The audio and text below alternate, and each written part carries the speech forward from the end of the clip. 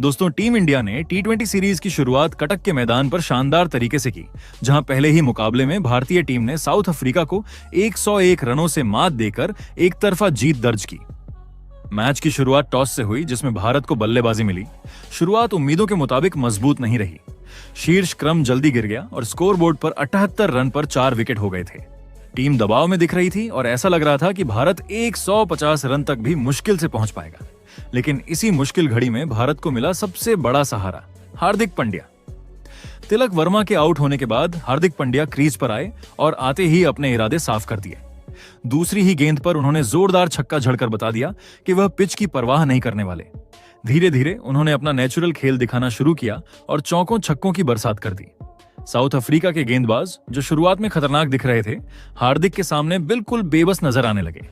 हर bowler को उन्होंने अलग अलग तरीके से निशाना बनाया, किसी को पुल किया, किसी को कवर के ऊपर से मारा और स्पिनर्स को अपनी ताकत के दम पर मैदान के बाहर भेज दिया।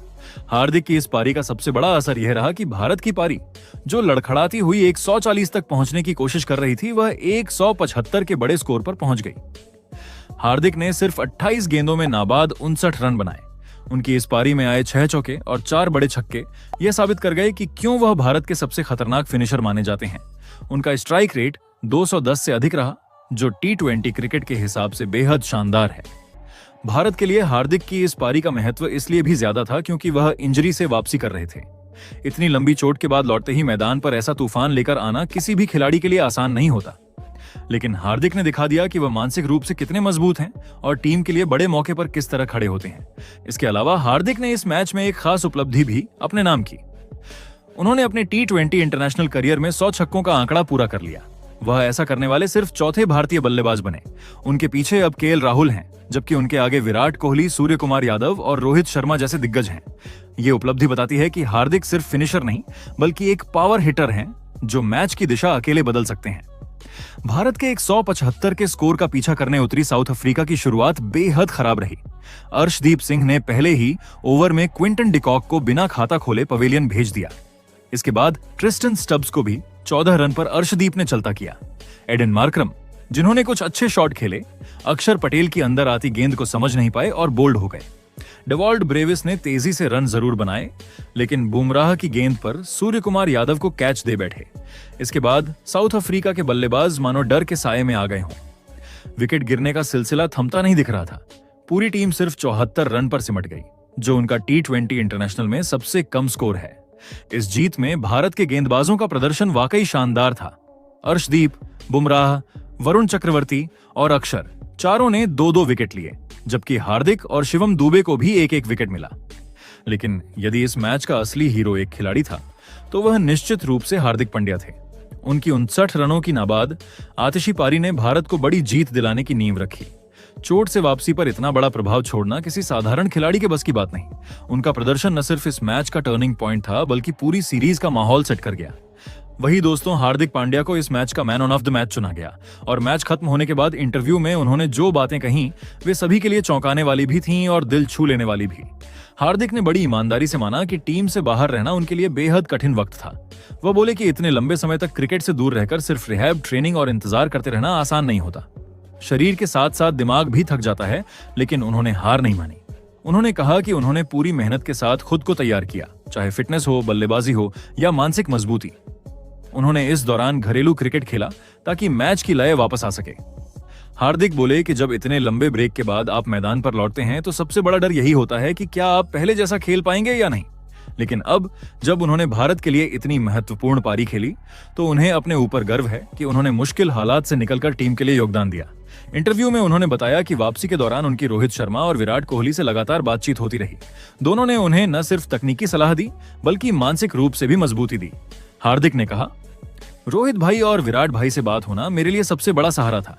उन्होंने कहा कि तुम जितने बड़े खिलाड़ी हो, तुम्हें सिर्फ मैदान पर वापसी करनी है, बाकी चीजें खुद ठीक होती जाएंगी। हार्दिक ने आगे बताया कि उन्हें विराट कोहली की बल्लेबाजी से बेहद प्रेरणा मिली। उन्होंने कहा कि हाल ही की ओडीआई में विराट कोहली ने जिस तरह बेहद क्लासिक बल्लेबाजी की, उसे देखकर उन्हें लगा कि बड़े खिलाड़ी दबाव को संभालकर कैसे मैच बदल देते हैं। हार्दिक बोले, विराट भाई को जिस तरह बैटिंग करते देखा, उसने मुझे बहुत मोटिवेशन दिया। उन्होंने बड़ी पारी खेली, मैच को कंट्रोल किया। इसे देखकर मुझे अंदर से लगा कि मुझे भी कुछ ऐसा ही करना है। सिर्फ विराट ही नहीं बल्कि रोहित शर्मा ने भी हार्दिक को प्रेरित किया। उन्होंने कहा कि आखिरी ओडीआई में रोहित ने जिस तरह विस्फोटक बल्लेबाजी की वह देखकर उन्हें बहुत अच्छा लगा। रोहित की हिटिंग, टाइमिंग और बड़े शॉट खेलने की क्षमता देखकर हार्दिक को लगा कि वह भी अपनी बल्लेबाजी में ऐसा ही आत्मविश्वास ला सकते हैं।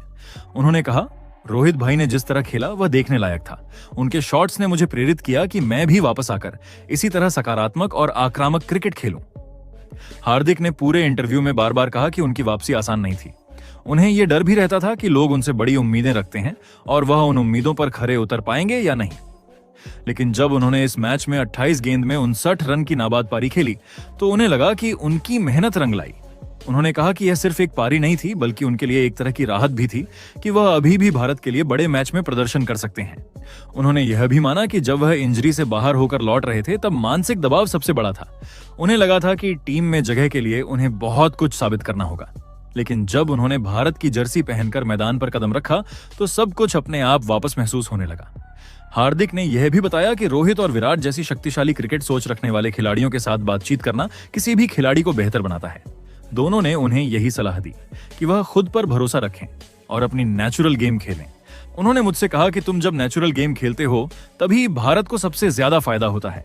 यही बात हर वक्त मेरे दिमाग में थी। उन्होंने अपनी पारी के दौरान महसूस किया कि टीम को किसी ऐसे खिलाड़ी की जरूरत थी जो न सिर्फ टिककर खेले बल्कि स्कोर को तेजी से बढ़ाए। उन्होंने जिम्मेदारी समझी और उसी के हिसाब से शॉट खेले। उन्हें यह पारी खेलकर खास खुशी इसलिए भी मिली क्योंकि इससे न सिर्फ टीम को बड़ी जीत मिली बल्कि उनके आत्मविश्वास में भी जबरदस्त बढ़ोतरी हुई। अंत में हार्दिक ने कहा कि वह अभी भी 100% नहीं मानते कि उनका सफर पूरा हो गया है। यह सिर्फ शुरुआत है। वह चाहते हैं कि आगे और अवसर मिले जहां वह इसी तरह भारत के लिए मैच जिताने वाली पारियां खेल सकें। उन्होंने वादा किया कि वह मेहनत जारी रखेंगे, फिटनेस पर काम करते रहेंगे और टीम की जरूरत के हिसाब से हर भूमिका निभाएंगे। दोस्तों, हार्दिक की यह ईमानदार बातचीत उनके संघर्ष, भावनाओं और भारत के लिए उनकी प्रतिबद्धता को साफ दिखाती है। इस पर अपनी राय कमेंट जरूर करें।